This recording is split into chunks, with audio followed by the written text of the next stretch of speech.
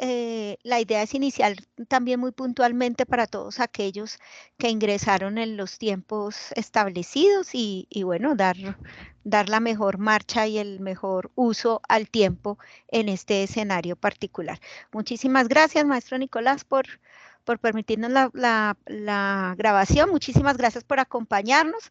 A los compañeros que están acá en este momento, saludo de manera calurosa a cada uno de ustedes en este día de lluvia y con la idea de que lo que traemos hoy desde las aulas abiertas de investigación nos puedan servir y sean muy útil el ejercicio para las investigaciones y cualquier ejercicio investigativo que ustedes realicen, tanto en la investigación educativa como la investigación en educación o socioinvestigación, como ustedes quieran bien verlo. Bueno, voy a empezar a compartir pantalla, por favor, si me permiten, y me dicen si están viendo la pantalla. Sí, señora, se ve perfecto. Muchísimas gracias. Bueno. ¿Cuál es el objetivo de hoy? Ya venía la maestra María del Pilar y los maestros que nos han venido acompañando haciendo una reflexión muy importante sobre esas primeras etapas, esas primeras miradas, el camino a recorrer para hacer un ejercicio investigativo. La investigación es una cosa que, si lo podemos llamar cosa, en el sentido, en el mejor sentido de la palabra, es decir, la investigación corresponde a un ejercicio riguroso, tanto teórico como metodológico. Y por ello, el trabajo que se debe hacer, tanto teórico, epistemológico como metodológico, es muy duro y muy complejo. Eso no quiere decir que no sea divertido, no sea interesante, no sea llamativo. Al contrario, la investigación suele ser un campo bien interesante en la medida que nosotros la entendamos, tengamos la rigurosidad, comprendamos las etapas, comprendamos el camino que debemos seguir para desarrollarla. Entonces a la investigación no hay que tenerle miedo porque algunos estudiantes, algunos profesionales en formación suelen tenerle miedo a la investigación, pero no, la investigación resulta ser bellísima y muy importante para el desarrollo de las ciencias, de las disciplinas, del camino de la formación profesional. ¿Sí?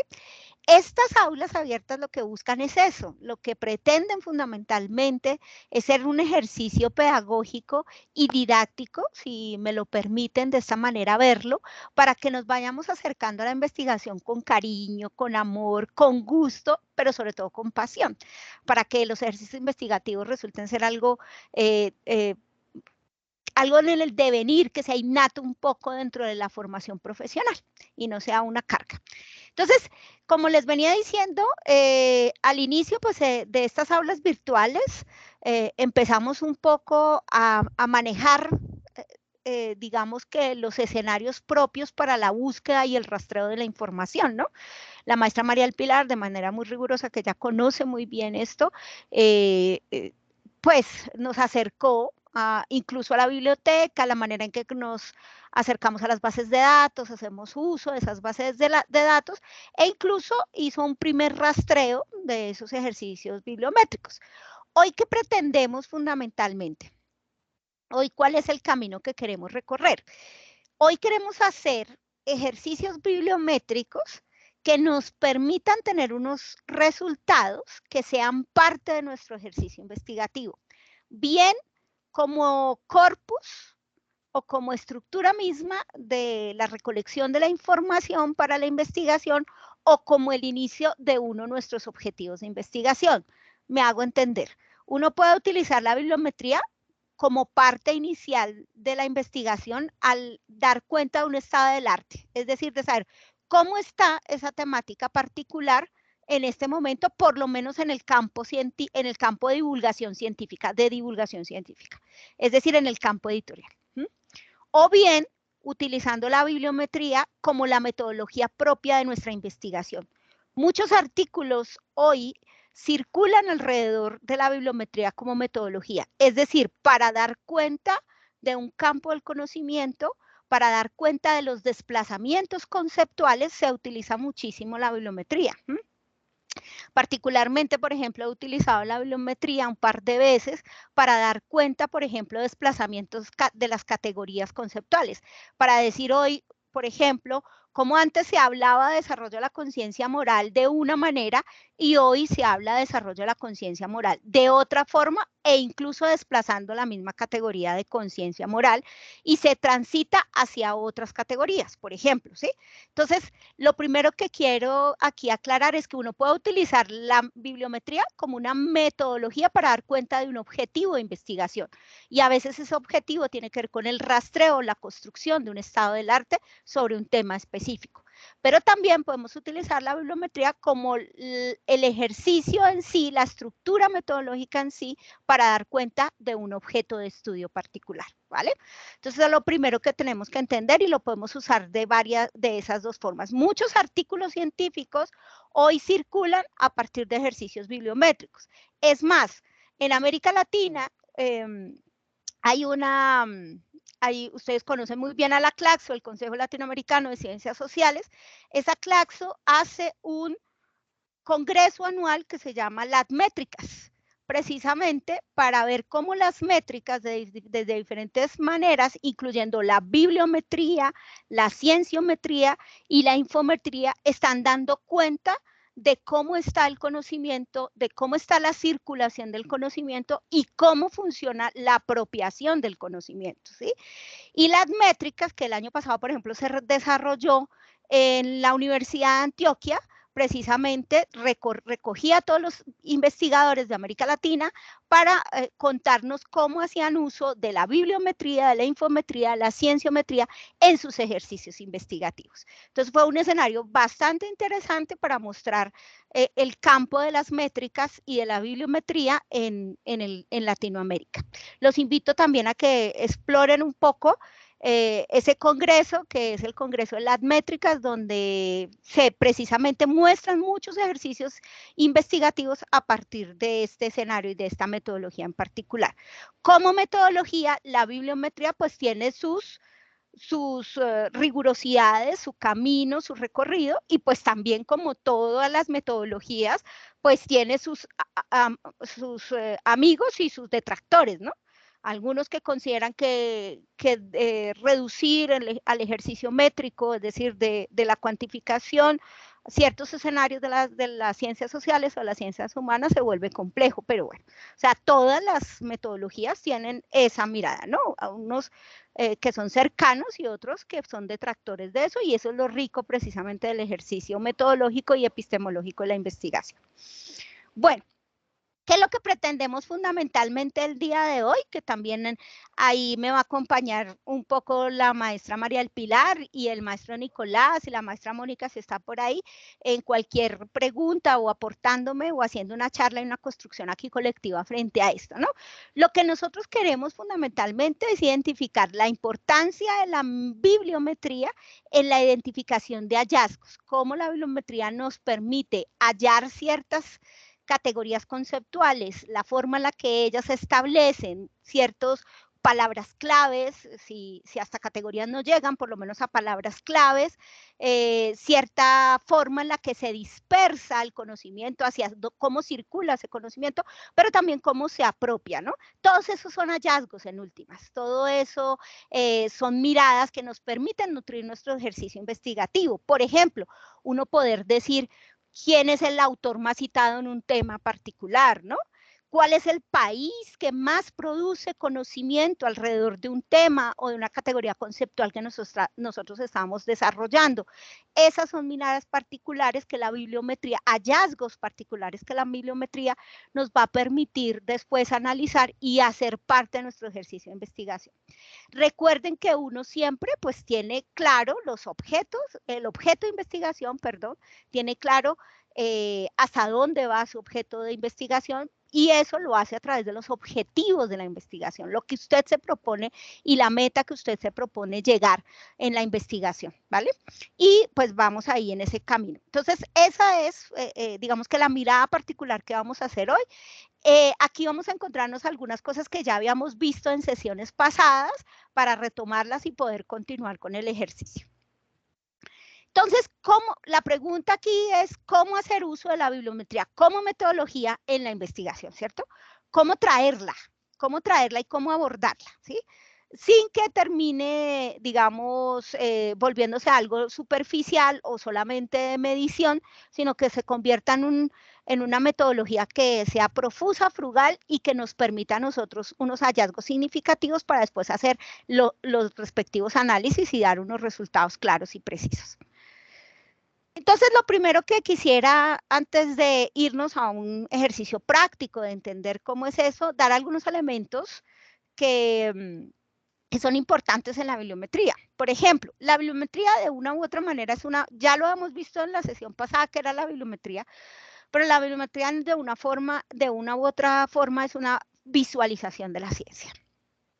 Lo que nos permite la bibliometría, recuerden que métrica es de medición, biblio de producción bibliográfica. En este caso, por ejemplo, se hace mucha bibliometría a partir de los artículos científicos que circulan en ciertas bases de datos particulares. Entonces, la bibliometría es eso, la medición, la manera en que nos muestran, nos miden y nos visibilizan los artículos científicos que circulan sobre determinados temas o determinado campo, ¿cierto?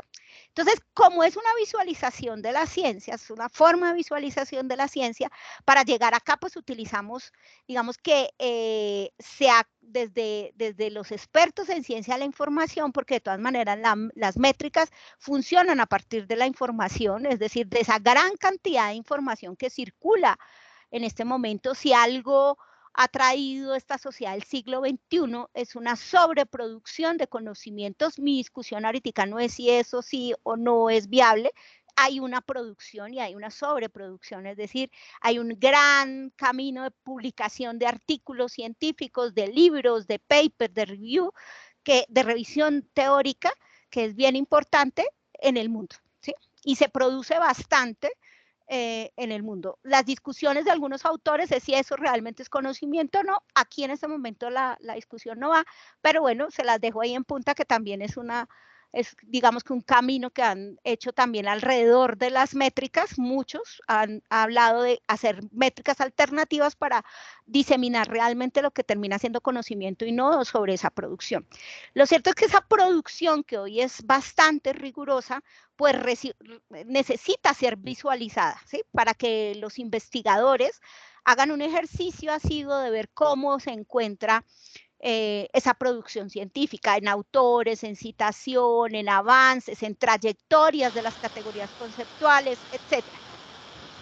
Para eso, por supuesto, este mundo de la ciencia de la información ha creado unos software particulares que nos permiten hacer ciertas cosas, y muchos de ellos de software libre, ¿sí? Hoy la discusión más fuerte, por ejemplo, que hace la declaración DORA o Sherpa Romeo, por ejemplo, la discusión más fuerte es sobre el open access, hacer de libre acceso todo el conocimiento y por tanto también los software que nos permiten acceder, clasificar, organizar, visualizar y replantear la información. Entonces, con estas declaraciones a nivel mundial que lidera incluso la OCDE y lideran otras organizaciones y organismos multilaterales, pues nosotros vamos a encontrar unos software libres que nos van a permitir acercarnos. Vean ustedes, una de las discusiones más fuertes sobre las competencias en TIC, ¿sí? Cuando uno está planteando, por ejemplo, el ejercicio de cómo los estudiantes tienen competencia en TIC, una de las cosas que deberíamos nosotros los maestros trabajar con ellos son el uso de estos software libres, ¿sí? El uso, el manejo y el acceso de cómo llegar a estos software libres para que lo hagan suyo y se apropien desde ciertos escenarios. No solamente cuando llegamos a la universidad hacemos ejercicio investigativo, sino desde antes. Entonces, ¿cuáles son estos software? Por ejemplo, para hacer análisis de redes, ¿sí? Las redes, que son esa composición de nodos, de organización en la que se establecen, ¿no? Si lo miramos desde el punto de vista etimológico, la red es la relación que hay entre unos y otros, ¿sí? Cómo se van haciendo nodos y nichos, es decir, agrupamientos. Para hacer análisis de redes hay dos. Me perdonan mi inglés, que es extremadamente terrible, entonces yo hispanizo y aquí digo, estos dos software que nos ayudan muchísimo en análisis de redes es Payek y Gephi, ¿sí? Entonces, miren ustedes que si nosotros accedemos, buscamos tutoriales sobre estos dos software, nos permiten analizar las redes. ¿Cómo? Después de que se hace esta relación, se ayuda a analizar las redes, ¿cierto? Hay otros software bibliométricos muy importantes que no solamente nos permite analizar las redes, sino construirlas y visualizarlas, que es un poco al que vamos a llegar hoy. Construimos las redes sobre las intenciones mismas de nuestra investigación, sobre nuestras unidades de análisis, qué es lo que nosotros queremos analizar. Nosotros tenemos en la cabeza el mapeo investigativo y para hacer eso ya hay unos software especializados y ellos nos ayudan a construir, analizar y visualizar redes bibliométricas. Para eso está el Vive Excel, el CitySpace, el SCI2, 6.2 y BossWeaver. BossWeaver es el que de manera particular yo utilizo, el más cercano a mí, ¿sí? Los otros no son tan amigables como este. El BossWeaver es el más conocido y el que más circula. La razón es que es más amigable en el camino, nos permite y nos ayuda muchísimo. Es muy intuitivo. Entonces, y ese es el que vamos a trabajar hoy y espero todos en algún momento en su ejercicio investigativo, yo sé que hay muchos que ya lo trabajan, ¿sí? Pero aquellos que no lo trabajan, pues puedan acercarse a eso. Hay otro que se llama el Bibliometrics, ¿sí? Que también es un software libre, que por ejemplo en el caso particular de la maestra María del Pilar utiliza mucho el Bibliometrics. No sabría de pronto el maestro Nicolás cuál es el que más utiliza, el BossWeaver o el Bibliometrics, maestro.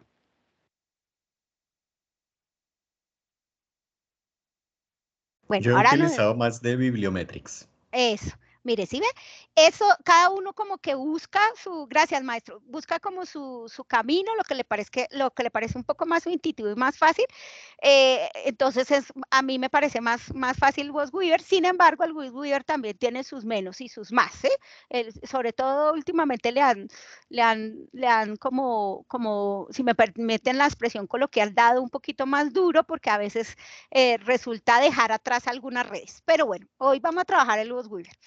Y hay uno para visualizar redes de citación que es muy interesante porque nos permite hacer gráficos de manera particular para mirar cómo es la citación ya vamos a ver qué tipo de citaciones, unas citaciones de quién cita a quién y cómo lo cita, ¿sí?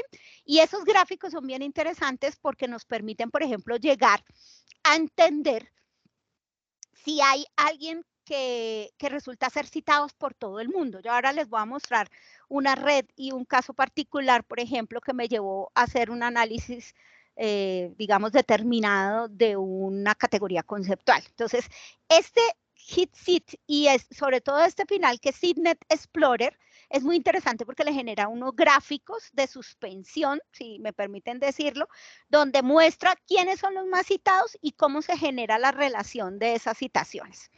Que también lo hace el BossWeaver, pero no de manera tan particular como lo hacen estos dos. Entonces, si ustedes se dan cuenta, hay mucho software que nos van a permitir hacer ejercicios bibliométricos, que nos van a permitir mirar eso. Alguien me dirá, bueno, pero ¿y cuál es el sentido de esto? Pues, ¿cuál es el sentido? Usted no puede hablar de una categoría conceptual, por ejemplo, o de un tema particular o un campo de estudio particular si no tiene el panorama general de cómo se encuentra en este momento, ¿sí? Usted necesita mostrar y saber cuál es el panorama general de esa categoría. Pero también eso le puede servir a usted para analizar las trayectorias que tiene hoy esa categoría o ese campo de estudio. Y eso es muy importante para usted irse adentro. Por ejemplo, usted puede decir en este momento, ya hay mucha investigación sobre ese tema, para poder innovar sobre ese tema, necesito mirar hacia otro lado que casi no están hablando sobre este tema. Yo les voy a dar un ejemplo particular de hace algunos años, de un artículo que fue el artículo más citado en el año 2016. El artículo más citado en el año 2016 empezó con un ejercicio bibliométrico en Colombia, perdón, discúlpeme. El artículo más citado en Colombia en el año 2016 empezó con un ejercicio bibliométrico exhaustivo donde estos investigadores dijeron, vea, ellos eran del campo de las ciencias de la salud, y ellos dijeron, vea, de este tema se ha hablado todo esto, pero mire que de este tema nadie ha hablado de esto. Ya, no me acuerdo ahorita cuál era exactamente el tema. Diga usted, todo el mundo habla de papas, canastas y yucas y nadie ha hablado de arracachas, porque la bibliometría le dio ese panorama tan complejo y tan importante que se dieron cuenta que no hablaban de eso en particular y empezaron a investigar sobre ese tema, hicieron sus indagaciones, se metieron, bla, bla, bla, y construyeron un artículo sobre un tema que en ese campo de conocimiento nadie hablaba. Pues claro, se volvió innovador desde todo punto de vista ese tema, ese artículo, y terminó siendo el más citado en el año 2016. No les voy a decir de qué universidad ni nada, pero para que usted... Y eso empezó con un riguroso ejercicio bibliométrico y que después pasó a ser un ejercicio infométrico. Eso es muy importante y esto es lo realmente trascendental de los ejercicios bibliométricos. Nos dan el panorama general de nuestro tema en cuestión, de nuestra categoría que estamos desarrollando, de nuestras unidades de análisis y de nuestro campo de conocimiento en general. Y pues con ayuda de los software, que para eso está el avance de las ciencias de la información. Bueno. Dice César Limaimanta que el BossWeaver, por ejemplo, que es el software que yo les digo que vamos a ver de manera particular hoy, es la visualización científica, es necesario para ilustrar gráficamente gran cantidad de información científica existente en la actualidad. Sin estos softwares